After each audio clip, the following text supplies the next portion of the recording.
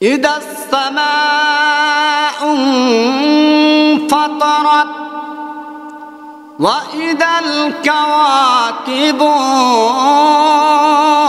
انتثرت وإذا البحار فجرت وإذا القبور بعثرت علمت نفس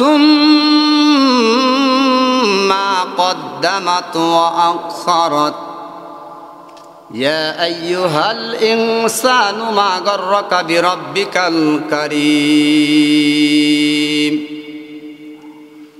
صدق الله العظيم الحمد لله আল্লাহ পাকের লাখ কোটি শুকর যে মহান আল্লাহ রাব্বুল আলামিন আমাদেরকে পবিত্র জুমার দিন, বরকতময় দিন, দোয়া কবুলের দিন আল্লাহ রাব্বুল আলামিন আমাদেরকে বাছাই করে যাচাই করে মহব্বত করে দয়া করে মায়া করে আমাদেরকে আদর করে যত্ন করে আল্লাহ তাআলার ঘর পবিত্র মসজিদ সেই ঘরে আসা এবং বসার তৌফিক দান করেছেন। এই জন্য খুশি না বেজার? তাহলে একবার জোরে সুরে শুকর আদায় করে আল্লাহু আকবার। একটু জোরে বলেন, একটু এদিকে।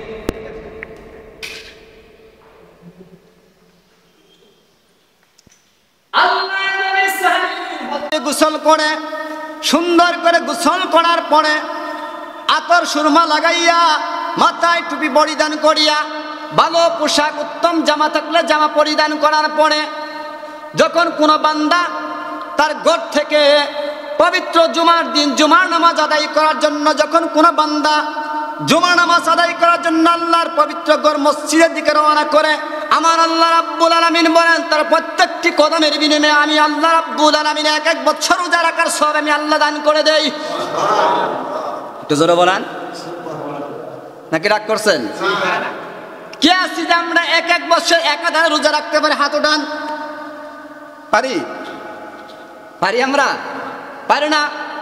আল্লাহ রাব্বুল আলামিন বলে, হে পৃথিবীর লোক সকল, তোমরা জেনে রাখো, শুনে রাখো, আমি আল্লাহ রাব্বুল আলামিন শুধু তাই নয়, আমি আল্লাহ রাব্বুল আলামিন তার প্রত্যেকটি কদমের বিনিময়ে এক এক বছর ইবাদত করার সব আমি আল্লাহ খুশি হয়ে তার আমলনামায় দান করে দেই।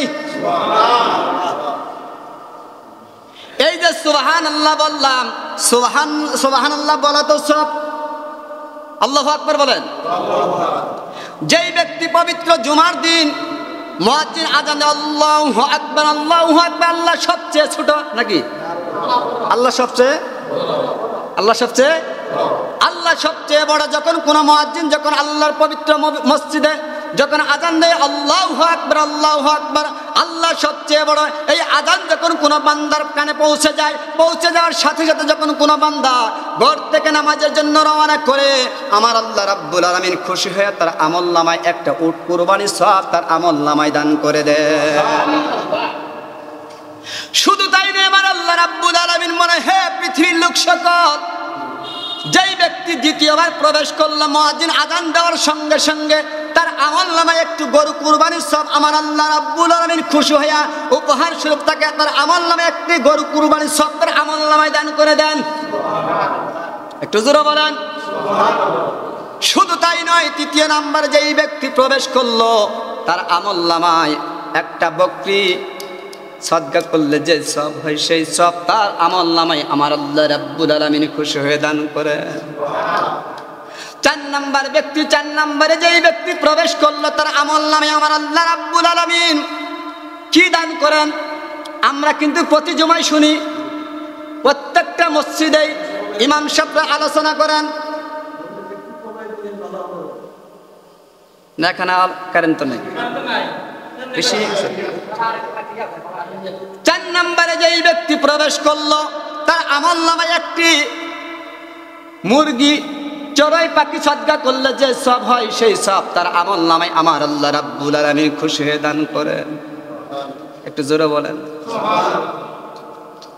5 নম্বরে আল্লাহ রাব্বুল আলামিন বলেন, হে পৃথিবীর লোক সকল, 5 নম্বরে যেই ব্যক্তি প্রবেশ করলো তার আমলনামায় আল্লাহ বলেন একটা ডিম সদকা করলে যে সব হয় সেই সব তার আমল নামায় আল্লাহ তাআলা দান করেন। তাহলে কে কে আছে যে আমরা এক একটা করে উট কুরবানি দিতে পারি, একটা গরু কুরবানি দিতে পারি? পারি কি পারি না? কত ঝামেলা হয়, ঠিক না? এই জন্য মসজিদে আগে আগে আসতে হবে, আগে আসতে হবে। এই জন্য আগে আসতে হবে, দুনিয়ার সমস্ত কাজকর্ম ছেড়ে দিতে হবে। আল্লাহ বলেন, ইয়া আইয়ুহাল্লাযীনা আমানু ইযা নুদিয়া লিস-সালাতি মিন ইয়াউমিল জুমআতি ফাসআউ ইলা যিকরিল্লাহি ওয়া যারুল বাই' যালিকুম খায়রুল লাকুম ইন কুনতুম তা'লামুন। যখন জুমার নামাজের জন্য আযান হয়, যে তোমরা দুনিয়ার সমস্ত কাজকর্ম ছেড়ে দিয়ে তোমরা মসজিদ দিকে রওনা করো, আমার কুদরতিবে সিজদা দেওয়ার জন্য রওনা করো। আমার কুদরতিবে তোমরা সিজদা দিয়ে আমার কাছে চাও, আমার কাছে যা চাও পাও, আমার কাছে চাও, ঠিক না বেঠিক? কিন্তু আমরা তো চাই না। আল্লাহর নবী বলে, আদ-দুনিয়া সিজনুল মুমিন ওয়া জান্নাতুল কাফির। বাবাজির, আমার বন্ধুরা, আমার যুবক ভাইয়ের, আমার জীবনে অনেক কথা শুনেছেন, আমি কিন্তু ওয়াজ করব না। এই দুনিয়াটা কেমন জিনিস? আল্লাহর নবী বলেন, আদ-দুনিয়া সিজনুল মুমিনিন ওয়া জান্নাতুল কাফির। এই দুনিয়াটা হলো যারা মুমিন, মুত্তাকিন, পরহেজগার, আল্লাহওয়ালা, 5 ওয়াক্ত নামাজ পড়ে, তাদের জন্য এই দুনিয়াটা হলো জেলখানা, ঠিক না বেটি? আর যারা কাফির, মুশরিক, ইহুদি, নাসারা, হিন্দু, বৌদ্ধ, তাদের জন্য এই দুনিয়াটা হলো কি জান্নাত, ঠিক না বেঠিক? জোরে বলেন। কিন্তু আমরা মুসলমানের ঘরে জন্ম নিয়েছি, মুসলমানের ঘরে জন্ম নিয়েও কিন্তু আমরা অপবিত্র থাকি, পবিত্র থাকি না। তার কারণটা কি? বাবাজিরা, আমার বন্ধুরা, আমার আশরাফ আলী থানভী রাহমাতুল্লাহ আলাইহি কিতাবের মধ্যে একটা ঘটনা তুলে ধরেছেন, মনোযোগ দিয়ে শুনবে। এটি আপনার জীবনের শেষ কথা হইতে পারে, ঠিক না বেঠিক? একটু জোরে বলেন। এটি আপনার আমার জীবনের শেষ কথা হইতে পারে। আমি যে এই জায়গায় পড়ছি, এটি আমার জীবনের শেষ কথা হইতে পারে, বলা শেষ হইতে পারে। আর আপনারা যে শুনতেছেন, এটি আপনার জীবনের শেষ কথা হইতে পারে, ঠিক না বেঠিক? আশরাফ আলী থানভী রাহমাতুল্লাহ আলাইহি কিতাবের মধ্যে একটা ঘটনা তুলে ধরেছেন, গভীর মনোযোগ দিয়ে শুনবেন বাবাজির, আমার বন্ধুরা, আমার এদিক সেদিক খেয়াল করবেন না। আশরাফ আলী থানভী রাহমাতুল্লাহ আলাইহি একটা ঘটনা উল্লেখ করেছেন। কি ধরেছেন? যে আল্লাহর পয়গম্বর হযরতে খিজির আলাইহিস সালাতু ওয়াস সালাম রাস্তার মধ্যে বসে আছেন। এমন সময় বাবাজির, আমার বন্ধুরা, আমার বাবাজির, আমার বন্ধুরা, আমার এদিক সেদিক তাকাবেন না। কারণ তো আসছে, অবশ্যই ঘুরবে, বাতাস খাইতে পারবেন, আরামায়েশ করতে পারবেন। আল্লাহ তাআলা তো অবশ্যই আপনাদের জন্য আরামায়েশের জন্য ব্যবস্থা করে দিয়েছেন। কিন্তু আমার দিকে মনোযোগ দিবেন। আলাইহিস সালাতু ওয়াস সালাম রাস্তার মধ্যে বসে আছেন। এমন সময় একটা যুবক রওনা করছে, ঘর থেকে বাইরে হয়ে গেছে। তার বিবির সঙ্গে প্রতিজ্ঞা করেছে যে আমি ধনী হইতে চাই, আমি গরিব থাকতে চাই না, আমি ভালো পোশাক পরিধান করতে চাই, আমি ভালো একটা নারী বিবাহ করতে চাই, ভালো একটা গাড়ি করতে চাই, ভালো একটা বাড়ি করতে চাই। আমরা চাই কি চাই না? একটু কথা বলেন। ওই যুবক রাস্তা দিয়ে রওনা করছে। যাইতে যাইতে যাইতে যাইতে ওই আল্লাহর পয়গম্বর হযরতে খিজির আলাইহিস সালাতু সাল্লামের সঙ্গে সাক্ষাৎ হয়ে গেছে। বাবাজির, আমার বন্ধুরা, আমার মনোযোগ দিয়ে যাইতে যাইতে যাইতে যাইতে ওই আল্লাহর পয়গম্বর হযরত খিজির আলাইহিস সালাতু সাল্লামের সঙ্গে সাক্ষাৎ হয়ে গেল। সাক্ষাৎ হয়ে যাবার পরে ওই যুবকটা সালাম দিছেন, আসসালামু আলাইকুম ওয়া রাহমাতুল্লাহি ওয়া বারাকাতুহু। আল্লাহর পয়গম্বর জবাব দিলেন, সালামের উত্তর দিলেন, ওয়া আলাইকুমুস সালাম ওয়া রাহমাতুল্লাহি ওয়া বারাকাতুহু। সালাম দেওয়া কি সুন্নাত। আসসালামু আলাইকুম, শান্তি বর্ষিত হোক। আসসালামু আলাইকুম রাহমাতুল্লাহ, রহমত বর্ষিত হোক। আসসালামু আলাইকুম রাহমাতুল্লাহ বারাকাতুহু, এবং বরকত নাজিল হোক। কিন্তু সালামের জবাব নিলেন। নেয়ার পরে এই আল্লাহর আল্লাহর বান্দা, এই যুবকটা বলতেছে, হে আল্লাহর পয়গম্বর, বলতে, হে আল্লাহর পয়গম্বর, আপনি যে এখানে বসে আছেন, আপনাকে খোঁজার জন্য আমি অনেক দিন তালাশ করলাম, আপনার সঙ্গে সাক্ষাৎ করতে পারি না। আজকে কয়েকটা দিন চলে গেল, কেটে গেল, কিন্তু আপনার সঙ্গে সাক্ষাৎ করতে পারি না, পাই না, খুঁজতে আজকে আপনার সঙ্গে সাক্ষাৎ হয়ে গেছে। আল্লাহর পয়গম্বর ডাক দিয়ে বললে, হে যুবক, তুমি কি বলতে চাও আমাকে বলো। কিন্তু আল্লাহর পয়গম্বর বসে আছেন। কিন্তু তারপরে ওই যুবকটা কিছুক্ষণ বসে থাকার পরে খামোশ থাকলেন, থাকার পর চিন্তা করলেন বলবো কি বলবো না। আবার বলতেছেন যে আল্লাহর পয়গম্বরটা পবিত্র, ঠিক না ঠিক? আল্লাহর পয়গম্বরদের দোয়া কবুল হয় কি হয় না?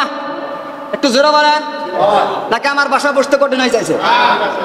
এইবার ওই যুবকটা ডাক দিয়ে বলে, হে আল্লাহর পয়গম্বর, আপনাকে আমি একটা কথা বলতে চাই, আপনার কাছে জানতে চাই, শুনতে চাই। আপনি এই কাজটা করে দিতে হবে আমাকে। বলতে কি করে দিব বলো? বলতেছে আমি একটু ধনী হইতে চাই, আমি একটা ভালো গাড়ি করতে, ভালো গাড়ি কিনতে চাই, ভালো একটা নারী বিবাহ করতে চাই, ভালো একটা বাড়ি করতে চাই, গাড়ি করতে চাই, নারী করতে চাই, আর আমি ভালো পোশাক পরিধান করতে চাই, ধনী হইতে চাই, ভালো অট্টালিকা বিল্ডিং ইমারত করতে চাই। এইবার আল্লাহর পয়গম্বর চোখের পানি ছেড়ে দিয়ে ডাক দিয়ে বললেন, হে যুবক, তুমি যেই কথাটা বলেছ, এই দুনিয়াটা হলো আল্লাহ রাসূল বলে আর দুনিয়া সিজনুল মুমিনিন ওয়া জান্নাতুল কাফির, এই দুনিয়াটা ক্ষণস্থায়ী জিন্দেগি, এই দুনিয়াটা সুখের জায়গা না, জায়গা না, এই দুনিয়ায় থাকা যাবে না, এই দুনিয়াটা সুখের জায়গা না, কিন্তু সুখের জায়গা হলো সেখানে কোথায়? পরকালে জান্নাতে। যদি তুমি জান্নাত পাইতে পারো তাহলে তোমার জন্য কিয়ামত পর্যন্ত জান্নাত। এইবার যুবকটা করজোরে বলতেছে, হে আল্লাহর পয়গম্বর, আমি শুনেছি যে আল্লাহর পয়গম্বরদের দোয়া অবশ্যই কবুল হয়, ঠিক না ঠিক? একটু জোরে বলেন। বলতেছে আমার জন্য একটু দোয়া করবেন যাতে করে আমি একটু ধনী হইতে পারি। আল্লাহর পয়গম্বর ডাক দিয়ে বললেন, হে যুবক, ঠিক আছে, ঠিক আছে, তোমার জন্য দোয়া করতে পারি। এখন কি যুবক খুশি না বেজার? একটু জোরে বলেন, খুশি না বেজার? আর একটু জোরে বলেন। এইবার যুবকটা অনেক খুশি হয়ে গেল, আনন্দিত হয়ে গেল। এইবার খুশি হয়ে যাওয়ার পরে রওনা করলেন, ওখান থেকে বিদায় নিলেন। এইবার যখন রওনা করলেন, এমন সময় আল্লাহর পয়গম্বর ডাক দিয়ে বলতে, হে যুবক, তুমি কার মতন ধনী হইতে চাও? কার মতো বাড়ি করতে চাও? কার মতো বিল্ডিং করতে চাও? কার মতো নারী বিবাহ করতে চাও? কত সুন্দর নারী বিবাহ করতে চাও? ওই নারীটা দেখবে, দেখে পছন্দ করবা। কার মতন বাড়ি করতে চাও? কার মতো বিল্ডিং করতে চাও? ওই বিল্ডিংটা দেখার পরে আমাকে বলবা।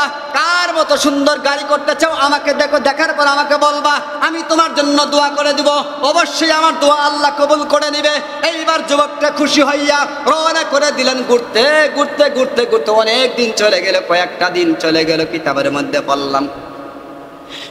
মধ্যে পড়লাম, গবেষণা করে দেখলাম যেই যুবকটা কয়েকদিন চলে গেল, এক সপ্তাহ পার হয়ে গেল, 8 থেকে 10 দিন, 12-14 দিন চলে গেল ঘুরতে ঘুরতে, কিন্তু এখন তো খুশি। এখন আল্লাহর পয়গম্বর কি বলে দিছে? এখন যদি বলে যে ইনার চাকরি হবে আগামীকালকে সকাল 10টায়, ব্যাংকের চাকরি হয়ে যাবে, কিন্তু 10টায় হাজির হতে হবে, খুশি না বেজার হবে? নি খুশি না বেজার? কিন্তু টাকা পয়সা অনেক জায়গায় দিছে, কিন্তু চাকরি হয় না। কিন্তু ঘোষণা দিয়ে দিছে যে চাকরি আগামীকাল 10টায় চাকরি হবে, কিন্তু আগামীকাল 10টায় ইসলামপুর উপজেলা থাকতে হবে। আপনার 1 মিনিট পরে হলে হবে না, কিন্তু আগে থাকতে হবে। খুশি না বেজার? জোরে বলেন। আল্লাহর পয়গম্বর যখন এই কথা বললেন, বলার পর যুবকটা খুশি হয়ে গেছে। ঘুরতেছে, ঘুরতে ঘুরতে ঘুরতে ঘুরতে এক লোকের সঙ্গে সাক্ষাৎ। ওই লোকটা কে? ওই লোকটা হলো স্বর্ণকারী। ওই লোকটা হলো স্বর্ণকারী ব্যবসায়ী লোক, স্বর্ণের ব্যবসা করে। ঘুরতে ঘুরতে ওই দেখে ওই স্বর্ণকার ব্যবসায়ী লোকটা, যুবকটা এত সুন্দর দেখা যায়, চেহারাটা এত সুন্দর দেখা যায়। তার হাতের মধ্যে 5টা আঙ্গুলের মধ্যে 5টা আংটি, স্বর্ণের আংটি দেখা যায়। তার হাতের মধ্যে এত সুন্দর ঘড়ি দেখা যায়, তার চশমা দেখা যায়। তার পায়ের মধ্যে এত সুন্দর একটা চামের জুতা, দামি পোশাক, দামি জুতা পরিধান করেছে। তার গায়ের মধ্যে রেশমি কাপড় পরিধান করা, এত সুন্দর দেখা যায়। এইবার ওই যুবকটা ওই স্বর্ণকারী ব্যবসায়ী লোকের সামনে দাঁড়িয়ে গেছে, কিন্তু বলে না, বাবাজির, আমার বন্ধুরা, আমার যুবক ভাইয়ের, আমার কথাগুলো মনোযোগ দিয়ে শুনবেন, শেষ করে দিচ্ছি। এইবার ওই যুবকটা ওই স্বর্ণকারী ব্যবসায়ী ওই যুবকের সামনে দাঁড়িয়ে গেলেন, দোকানের সামনে দাঁড়িয়ে গেলেন। ওই স্বর্ণকারী ব্যবসায়ী যুবকের সামনে দেখে 2টা মেয়ে দেখা যায়, এত সুন্দর দেখা, চুলগুলো এত বড় বড় দেখা যায়। কিন্তু আরেকটা নারী দেখা যায়, এত সুন্দর দেখা যায়। আর এক সিরিয়ালে অনেক কয়টা বিল্ডিং দেখা যায়। কয়টা বিল্ডিং? অনেক কয়টা বিল্ডিং দেখা যায়, এত সুন্দর দেখা যায়। যুবকটা দাঁড়ানোর পরে বলতেছে, অনেকক্ষণ দাঁড়ানোর পরে ওই স্বর্ণকারী ডাক দিয়ে বলতে, হে যুবক, তুমি যে আমার এই দোকানের সামনে অনেকক্ষণ ধরে দাঁড়ায় আছো, কিসের কারণে দাঁড়ায় আছো? বলো বলো বলো। কি হয়েছে তোমার, কি বলতে চাও, কি বলতে চাও? যুবকটা চোখের পানি ছেড়ে দিয়ে ডাকে দিয়ে বলতেছে, ও স্বর্ণকারী ভাই, আমি অনেক দিন যাবত আমি ঘুরতাছি বাবাজির, আমার বন্ধুরা, আমার যুবক ভাই আর আমার কত মনোযোগ দিয়ে শুনবেন। আজকে আমরা দুনিয়ার পিছে দৌড়ে কুত্তার কুকুরের মতো দৌড়ে পড়ছি, আখিরাতে দেখি খেয়াল নাই। যদি আল্লাহর ভয় থাকতো তাহলে এই মসজিদ কুলাইতো না, এই মসজিদ বলে যাইতো সুবহানাল্লাহ বলেন। কিন্তু আল্লাহর ভয় আমাদের ভিতরে নাই, এই জন্য মসজিদ ফাঁকা হয়, মসজিদ হয়েছে ফাঁকা, মুসল্লি নাই, মুসল্লির কারণে ফাঁকা হয়ে গেছে। কিন্তু মসজিদ হলো ফাঁকা, মুসল্লি হলাম আমরা কাঁচা, ঠিক না বেঠিক? এইবার যুবকটা বলতেছে, ও স্বর্ণকারী ভাই, আমি অনেক দিন যাবত তোমাকে খুঁজতেছি, খুঁজতে আপনার সঙ্গে সাক্ষাৎ হয়ে গেল, কি বলবো, কিন্তু আপনি একটু যদি আমাকে একটু সময় দেন তাহলে আপনাকে আমি বলবো। বলতেছে ওই স্বর্ণকারী যুবকটা বলতেছে, কি বলতে চাও বলো। এইবার ডাক দিয়ে বলতেছে, ও ভাই, এই যে এক সিরিয়াল এই বাজারের ভিতরে কয়েকটা বিল্ডিং দেখা যায়, এই বিল্ডিং গুলো কার? ওই স্বর্ণকারী যুবকটা চোখের পানি ছেড়ে দিয়ে বলতেছে, আরে যুবক, এই বিল্ডিং গুলো আমার, কিন্তু এখন মূলত আমার না। বলতেছে, এখানে দুইটা মেয়ে দেখা যায়, নারী দেখা যায়, এত সুন্দর দেখা যায় চেহারা, এই মেয়ে দুটি কার? বলতেছে, আমার, কিন্তু মূলত আমার না। বলতেছে, ওই যে একটা ছেলে দেখা যায় যুবক, ওই ছেলেটা কার? বলতে, আমার, কিন্তু মূলত আমার না। বলতেছে, এই দোকানটা কার? বলে, আমার, কিন্তু মূলত আমার না। বলতে, কিসের কারণে তুমি আমাকে এগুলো প্রশ্ন করতেছো? ওই স্বর্ণকারী বললে, কিসের জন্য এগুলো প্রশ্ন করতেছ? বলতেছে, ভাইজান, এই জন্য আমি আপনাকে প্রশ্ন করতেছি, একটু জানতাছি আপনি কি অবস্থায়। আমি চিন্তা করে দেখলাম, গবেষণা করে দেখলাম যে আপনার মতো ধনী লোক, আপনার মতো সুখী লোক আসমানের নিচে জমিনের উপরে মনে হয় আর কেউ হইতে পারে না। এই কথা যখন ওই যুবকটা বললেন, যুবকের মুখ থেকে শোনার সঙ্গে সঙ্গে ওই ব্যবসায়ী স্বর্ণকারী যুবকটা চোখের পানি ছেড়ে দিয়ে ওই দোকানের এক কোনায় দাঁড়িয়ে নিয়ে গেলেন। নিয়ে যাবার পরে বলতেছে, যুবক রে, কিন্তু আসমানের নিচে জমিনের উপরে তুমি বললে আমার মতো সুখী আর কেউ নাই, কিন্তু আমার মতো দুঃখী আসমানের নিচে জমিনের উপরে আর মনে হয় কেউ হইতে পারে না। বলতেছে, কেমন দেখতে? দেখা যেত অনেক কিছু। আপনার বলতেছে, তোমাকে আমি কিছু বিস্তারিত কথা বলি, আমার বিবির কিছু কারগুজারি একটু শুনবা কি শুনবা না? এইবার যুবকটা বলতেছে, অবশ্যই শুনবো। বলতে, কি হয়েছে? বলতেছে, আমি হলাম এক বাপের এক সন্তান। এক বাপের, একটু জোরে সবাই বলেন। আমি হলাম, আমার বাবা হলো কোটিপতি, আমি হলাম কোটিপতির এক সন্তান। আর আমি যে বিবাহ করেছি, আমার বিবি হলো কোটিপতির একটা কন্যা, এক বাবার একটা কন্যা, একটা মেয়ে ছিল। ওই কোটিপতির মেয়েকে আমি বিবাহ করেছি। বিবাহ করার পরে আমার দুইটা সন্তান আছে, একটা মেয়ে আছে, একটা ছেলে আছে। আর এই বিল্ডিংগুলো সমস্ত কিছু আমার, এই বাড়িগুলো যায় এখান থেকে নিয়ে ওই পর্যন্ত যতগুলো বিল্ডিং দেখো সব কিছু আমার, কিন্তু মূলত এখন আমার না। বলতেছে, কারণ কি একটু জানাও। বলতেছে, আমি বিবাহ করার পরে অনেক দিন যাবত আমার বিবির সঙ্গে ঘর সংসার করলাম, ঘর সংসার করার পরে আমার বিবি হলো, আমার ছেলে হলো, মেয়ে হলো, সমস্ত কিছু আছে, কিন্তু ঘটনাক্রমে আমার বিবি অসুস্থ হয়ে গেছে। এই যুবক, কথাগুলো মনোযোগ দিয়ে শুনবি রে যুবক, কিন্তু মাথা নিচের দিকে তাকায় না, আমার দিকে তাকাও, আমি চিকনার দিকে তাকাই, একটু কথাগুলো নিয়ে যাও, ফায়দা হয়ে যাবে, উপকার হয়ে যাবে। এইবার এই যুবকটা ওই ব্যবসায়ী স্বর্ণকারী যুবকের দিকে তাকায় আছে। ওই স্বর্ণকারী যুবকটা চোখের পানি ছেড়ে দিয়ে বলতেছে, আমি কোটিপতির মেয়েকে বিবাহ করলাম। ওই কোটিপতির মেয়েকে বিবাহ করার পরে ঘর সংসার করলাম অনেকদিন যাবৎ। আমার বিল্ডিং, আমার টাকা পয়সার অভাব নাই, স্বর্ণের অভাব নাই, বিল্ডিং আমার সমস্ত কিছু আছে, অভাব নাই। কিন্তু আমার বিবি ঘটনাক্রমে অসুস্থ হয়ে গেছে। অসুস্থ হয়ে যাওয়ার পরে ডাক্তারের কাছে নিয়ে গেলাম। ডাক্তারের কাছে নিয়ে যাওয়ার পরে ডাক্তার বলে দিল, আপনার বিবি সুস্থ হবে না, বাড়িতে নিয়ে যান, যা খাইতে চা আপনি আপনার বিবিকে খাওয়ান। আপনার বিবি যত ওষুধ খাওয়ান না কেন, কিন্তু আপনার বিবি ভালো হবে না। এক সপ্তাহ আগামী শুক্রবার দিন মারা যাইতে পারে, এর আগেও যাইতে পারে, একদিন 2 দিন পরেও হইতে পারে, কিন্তু এই সপ্তাহের মধ্যে আপনার বিবি মারা যাবে। কি বলে দিছে একটু সবাই বলেন। বলতেছে, আপনার বিবি বাঁচবে না, এই রোগের ঔষধ নাই।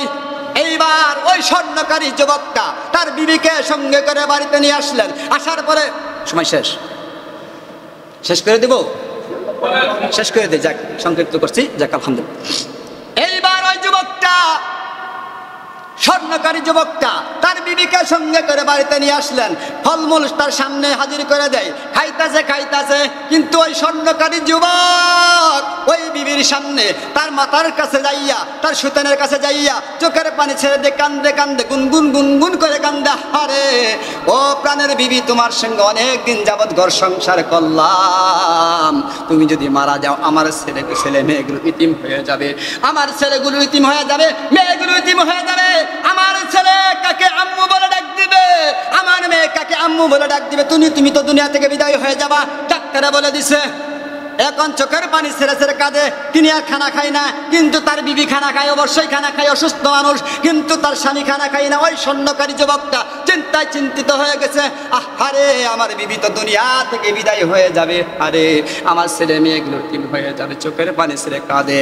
যখন চোখের পানি ছেড়ে কাঁদে কান্নাকাটি করে, হাওমাও করে কান্নাকাটি করে, এমন সময় তার বিবি ডাক দিয়ে বলতেছে, ও প্রাণের স্বামী, তুমি তো আমার সামনে চোখের পানি ছেড়ে কাঁদতাছো, কান্নাকাটি করতেছো, কিন্তু আমি মারা যাবার পরে, আমি যখন দুনিয়া থেকে বিদায় হয়ে যাব, আমাকে দাফন কাফন করে আসবা, দাফন কাফন করে আসার পরে তুমি তো অবশ্যই বিবাহ করে আরেকটা নারী বিবাহ করে নিয়ে আসবা। এইগুলো যেগুলো কান্নাকাটি করতেছো আমাকে দেখানোর জন্য। আমি মারা গেলে তুমি হলে কোটিপতির সন্তান, তোমার ধন সম্পদের অভাব নাই। শেষ করে দিচ্ছি বাবাজির, আমার বন্ধুরা, আমার মুরব্বী বাবার, আমার আজ পবিত্র জুমার দিন, দুঃখের বিষয় কথাগুলো বলতে চাইছিলাম, অন্য লাইনে গেছি আরেক লাইনে। যাক, এই যে দুনিয়াটা যে কি অবস্থা হয়ে গেছে, আল্লাহ রাসূল বলে আর দুনিয়া সিদিনুল মুমিন ওয়া জান্নাতুল কাফির। এই যুবকটা চোখের পানি ছেড়ে ওই যুবককে বলতেছে, আমার বিবি অসুস্থ হয়ে গেছে, বাস এই অবস্থা কি হয়েছে বলতেছে। আমার বিবির সামনে যখন চোখের পানি ছেড়ে কান্নাকাটি করি, আমার বিবি বলেছিল, ও প্রাণের স্বামী, আমি মারা গেলে তো তুমি অবশ্যই বিয়ে করে নিয়ে আসবা, ঠিক না বে ঠিক? একটু জোরে বলেন। এমনি কান্নাকাটি করতেছেন এই স্বর্ণকারী যুবক, সঙ্গে সঙ্গে একটা চাকু লইয়া তার লজ্জাস্থানটা চাকু দিয়ে কেটে একটা পেয়ালার মধ্যে, কিতাবের মধ্যে বললাম, ওই তার লজ্জাস্থানটা চাকু দিয়ে কেটে পেয়ালার মধ্যে একটা বাটির মধ্যে আইনা তার বিবির সামনে হাজির করে দিয়েছে। আনার পরে বলতেছে, ও প্রাণের বিবি, দেখো, তুমি তো বিশ্বাস করো না, তুমি মারা গেলে তো আমি বিবাহ করবো না। এই দেখো, বিশ্বাস যদি না হয়, এই যে আমার লজ্জাস্থানটা কেটে এই বাটির মধ্যে তোমার সামনে হাজির করে দিলাম, আমি বিবাহ করবো কি করবো না? এখন কি তোমার বিশ্বাস হয় কি হয় না? কথা বলেন। কি করেছে? লজ্জাস্থানটা কেটে তার বিবির সামনে হাজির করে দিছে। এখন তার বিবি বলছে, অবশ্যই আমি বিশ্বাস করলাম, এখন বিশ্বাস করলাম, তুমি তো বিবাহ করবে না, কিন্তু আমি তো আগে জানি নাই, কিন্তু এখন বিশ্বাস এসে গেছে। এখন তো বুঝলাম তোমার নিয়ত সহি আছে, শুদ্ধ আছে, কিন্তু তুমি বিবাহ করতে না। ঘটনাক্রমে ওই তার বিবি কয়েকদিন পরে মারা যাবে তো দূরের কথা, তার বিবি আগের মতন সুস্থ হয়ে গেছে। আল্লাহু আকবার। একটু জোরে বলেন, আর একটু জোরে বলেন। তার বিবি সুস্থ হয়ে গেছে। এবার পেজ বাঁচছে, এইবার কি পেজ বাঁচছে নাকি? একটু জোরে বলেন মুরব্বীরা। হ্যাঁ যুবক ভাইয়ের আমার, পেজ বাঁচছে কি বাজে নাই? সমস্যা হয়েছে কি হয়েছে না? এখন যে ওই স্বর্ণকারী যুবকটা আবেগে কি করছে, আবেগে ঠেলায়, আবেগ নিয়ে বিবেক নিয়ে কাজ করে নাই, আবেগ নিয়ে লজ্জাস্থানটা চাকু দিয়ে কেটে বলতেছে, আমার বিবি যে বিশ্বাস করে না যে আমি বিবাহ করবো না, কিন্তু আমার বিবি যে বিশ্বাস করে না, বিশ্বাস প্রমাণ করার জন্য আমার লজ্জাস্থানটা কেটে আমার বিবির সামনে হাজির করে দিয়েছি। এখন তার বিবি সুস্থ হয়ে গেছে, এখন পেজ বাচ্চা না কি বাবাজির আমার? লজ্জা করতেছে না, এখন পেজ বাচ্চা না। এইবার যখন লজ্জাস্থানটা কেটে হাজির করে দিলেন, এই ঘটনা যখন ওই যুবকটা শুনলেন স্বর্ণকারী যুবকের কাছ থেকে এই কথাটা শোনার সঙ্গে সঙ্গে ওই যুবকটি এক দৌড়ে তার বাড়ির দিকে রওনা করে দিয়েছে, আর পিছনের দিকে তাকায় নাই। স্বর্ণকারী যুবকটা বলতেছে, এই যুবক তুমি দৌড় মারলা কেন? বলতেছে, আমি আর আপনার কাছে থাকবো না। তার কারণ হলো, এখন দেখি আসমানের নিচে জমিনের উপরে আপনার মতো দুঃখী আর কেউ হইতে পারে না। এইবার যুবক চলে গেলেন, বাড়ির দিকে রওনা করছে। 14-15 দিন চলে গেছে, কিতাবের মধ্যে পড়লাম। কয়েকদিন চলে যাবার পরে ওই আল্লাহর পয়গম্বর খিজির আলাইহিস সালাতু সাল্লাম রাস্তার মধ্যে বসে আছে। এখন ওই যুবকটা নিচের দিকে এতদিন তো মাথা উঁচু করে গেছে ঘুরছে, কিন্তু আজকে ওই ঘটনা শোনার পরে ধনী হবে তো দূরের কথা, ভালো নারী বিবাহ করব, ভালো গাড়ি করব, নারী করব, বাড়ি করব, এই চিন্তা ভাবনা নিয়ে তিনি গবেষণা করে তার সঙ্গে সাক্ষাৎ করলেন। এই ঘটনা যখন শুনছে, শোনার পর যখন বাড়িতে ফিরছে, আল্লাহর পয়গম্বরের সঙ্গে সাক্ষাৎ হয়ে গেছে। হয়ে যাওয়ার পরে আর কথা বলে না, তখন আল্লাহর পয়গম্বর শেষ করে দিচ্ছি। আল্লাহর পয়গম্বর বলতেছে, আসসালামু আলাইকুম রহমতুল্লাহ। ওই যুবক, তুমি তো কথা বলো না, একটা তো কথা দিছিলে আমার সঙ্গে, বলতেছে শেষ সময় শেষ। আচ্ছা দিচ্ছি, এই এক মিনিট, এই শেষ করে দিচ্ছি, ঘটনা শেষ করে দিই। এখন কা বলে সাক্ষাৎ করলাম, কারণ বলতেছে হুজুর এই জন্য সাক্ষাৎ করলে আমি যেই ঘটনা শুনছি, আমি যেই অবস্থায় আছি বর্তমানে, না 3 দিন না খায় থাকলেও আমি আলহামদুলিল্লাহ, আমার আর ধনী হওয়ার দরকার নাই, ভালো নারী বিবাহ করার দরকার নাই, ভালো গাড়ি দরকার নাই, ভালো বাড়ির দরকার নাই, আমি যেই অবস্থা আছি সেই অবস্থায় আলহামদুলিল্লাহ। এই জন্য আপনাদের কাছে জানতে চাই, আমরা সুখী না দুঃখী? বলেন একটু জোরে বলেন, আমরা সুখী না দুঃখী? আমরা এখানে আলহামদুলিল্লাহ আমাদের চোখ আল্লাহ তাআলা দান করেছেন, আল্লাহর পবিত্র রাস্তা আপনার চোখ যদি না থাকতো, অন্য জন্য হইতে লাগতো। এই জন্য বাবাদের, আমার বন্ধুরা, আমার আল্লাহ তাআলার কাছে চাইতে হবে, আল্লাহর কাছে চাইতে হবে, আল্লাহর শুকর আদায় করতে হবে। এই জন্য আমরা সবাই সুখী আছি না দুঃখী আছি? বলেন। এই জন্য আজ থেকে 5 ওয়াক্ত নামাজ পড়েন, কে হাত উঠান তো ইনশাআল্লাহ। আয় আল্লাহ, তোমার পবিত্র ঘরে আমরা হাত উঠাইয়া তওবা করতেছি, আর মৃত্যুর আগ পর্যন্ত 1 ওয়াক্ত নামাজ ছাড়ব না। আল্লাহ আমাদেরকে